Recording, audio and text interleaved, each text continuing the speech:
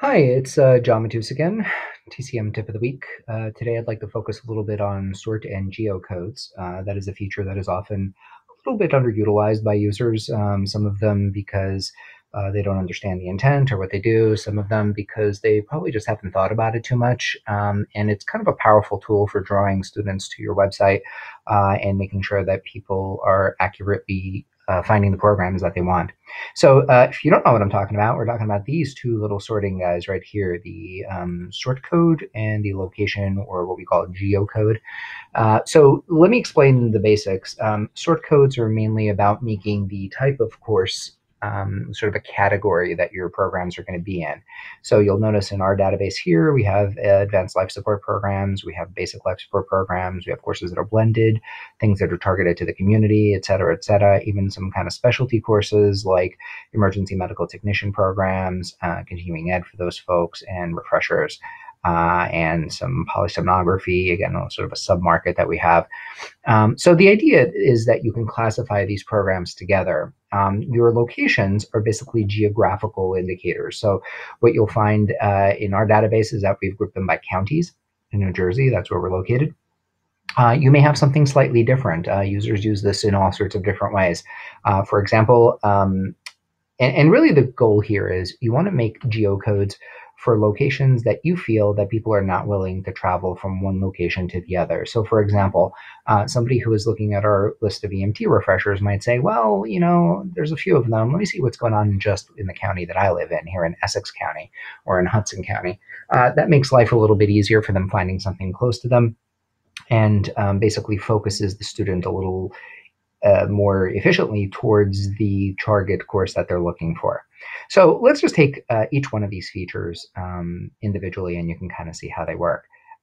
Here is our course enrollment side. So this is what the students would see. I'm going to click on it as if I was a student. And basically every single program we offer is going to come up. So this is a giant list of stuff. I could scroll forever. Now, imagine that I am I don't know, a nurse or an EMT looking for an instructor program. I have to scroll through 12 million programs to find this instructor course. Or I could just say, hey, show me just instructor programs. And boom, here's just instructor programs without a whole lot of hassles. So this makes life much easier for finding the information for the student. Now you might ask yourself, how will the student know to click there? Well, I mean, it's fairly obvious. It does have a pick list that says course type, but you can actually do this with a link. So let me show you the difference here. Just go to lessstress.com, our website. Again, this has nothing to do with our product. And let's say I want to look at instructor training and BLS instructorship. Okay, great. Course descriptions here. I kind of get it. Enroll now. Now, when I click this, what I want you to do is look up here at the address bar. Ready? Boom. Now, from this point back, it's the normal registration page. But in the link, we embedded a sort code. And what it says is, hey, show only instructor courses. Sort code INS. So basically what just got displayed here is just the instructor courses. It automatically invokes the instructor program's sort code. Okay, so for those of you who know a little bit about computers, it's just a simple database filter. So this link you can build into your website links and your buttons and things. So if you're targeting traffic, so for example, here on this page, it's basically people who know they want an instructor program. When they click on it, they get directed to the website registration list, but with the sort code instructor invoked. So this is a great way of, again, targeting that user right to the data that he wants to see. Let's do another quick example. Again, lots of programs on this list. I'll just show you one more time.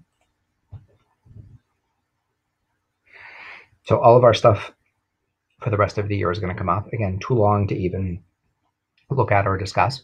But let's say I'm an EMT looking to take a refresher. I click here on refresher. Now what's going to display is just refresher programs. And in New Jersey, there are 3 parts to a refresher. So you'll see A, B, and C. But I've grouped all of these together.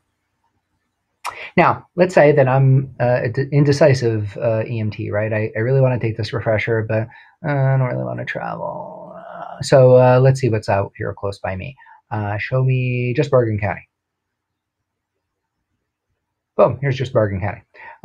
If I was, say, I don't know, living a little bit west of here, I might say, show me just Morris. And that way it'll filter just Morris. So the combination of class types and locations will really target the list down a little more specifically. Now, how do you set this in TCM? By registering the course and applying the correct sort code. So as you can see, you can predetermine these. And if you're scheduling lots and lots of courses, they clone. So you can just schedule the original one, and every time you clone and change the dates, you will have a cloned sort code and location code. So it's super easy to do as long as you get it right the first time. It's less fun if you do it wrong and then have to change every single event.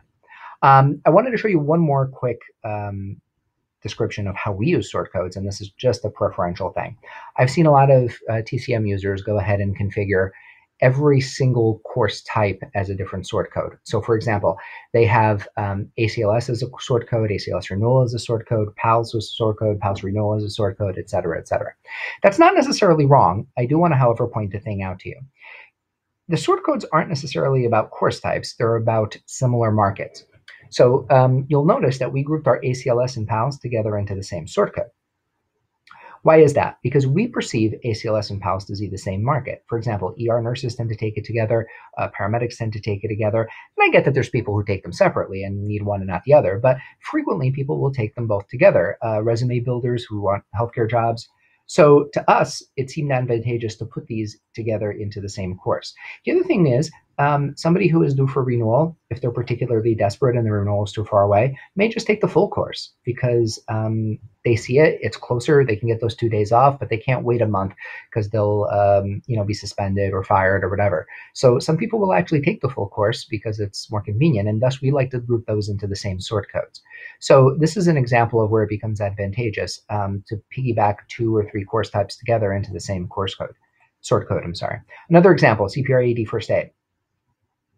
Kind of a classic.